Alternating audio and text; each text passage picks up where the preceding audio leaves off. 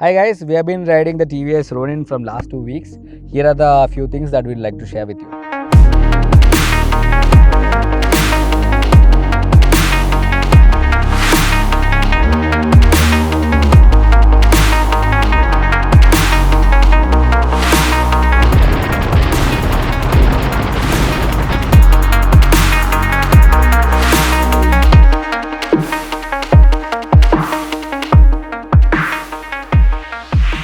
The first thing we like about this bike is the way it looks. It was never looking like a 200cc bike. It was always looking like a premium bike, and everywhere where I was riding, I was getting a lot of attention. People were coming close to me and asking, "Hey bro, which bike is this?"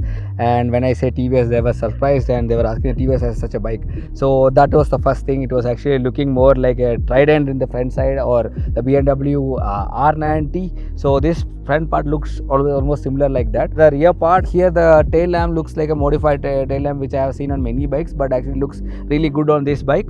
The only part which I thought should have been better designed or better on this bike is like this fender. I know it's for practicality. It is actually for covering the mud which might fall on your back or your pillion's back when you're riding. But actually I felt that if it was a little more designed sportier or shorter, it would have looked good. But maybe on the practical side, TVS might have thought of designing it like this. But if it was visually a little more better, the look of the bike should have been more better. And this midsection, I don't know, I felt this is not going along well with this design of the bike, and this part is a bit flimsy. That's the only part which I thought it should have been better. Otherwise the bike looks kick-ass. And the next thing which I liked about this bike is the engine.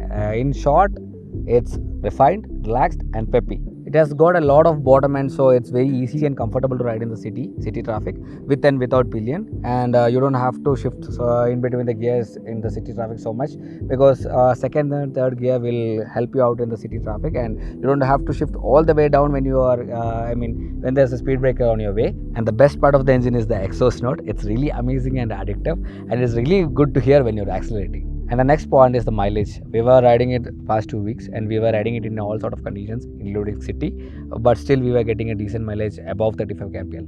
Okay, then that's all about the engine. The next thing that we liked about this bike is the suspension. Actually, the suspension is really good for the road riding. It's not so hard, not so soft. There's the balance. They have balanced it between that. As it is not so hard, even if there is a bad patch or rough road conditions, even if we are keeping slow speeds or normal speeds, there is no discomfort. When we come to a riding posture, like any other cruiser bike, this one also have a relaxed riding posture. So when I'm sitting, you can see I have an upright riding posture. There is no stress on my hands or elbows, so relaxed upright riding posture. So it's very comfortable to munch miles. So the seat height of the bike is 790 mm. So I am 5'4". I can comfortably reach both my foot on ground. The seat is a little bit on the broader side, so it's really comfortable to ride on longer rides. But if a person the rider of my size can comfortably accommodate a pillion over here. If the rider height is like Evan Richards is 5'11", when he was sitting, I was having a little bit discomfort when I was sitting as a pillion, because there's not enough space there.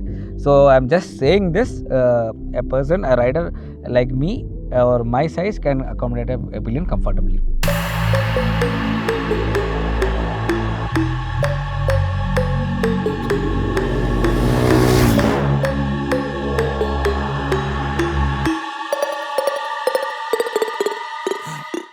So when we are coming to the build quality, this bike is having a really good build quality. When we are riding, we never felt any annoying or rattling sound from anywhere from this bike. Coming to the things that we felt that could have been better, first thing is the headlight. It's good for the CC speeds, but it could have been more powerful for the highway speeds.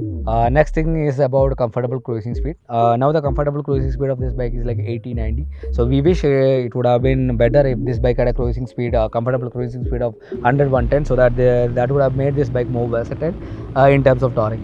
So guys, that's all about the TVS Ronin. If you have more questions, please ask them below. Thank you for watching. See you in the next video.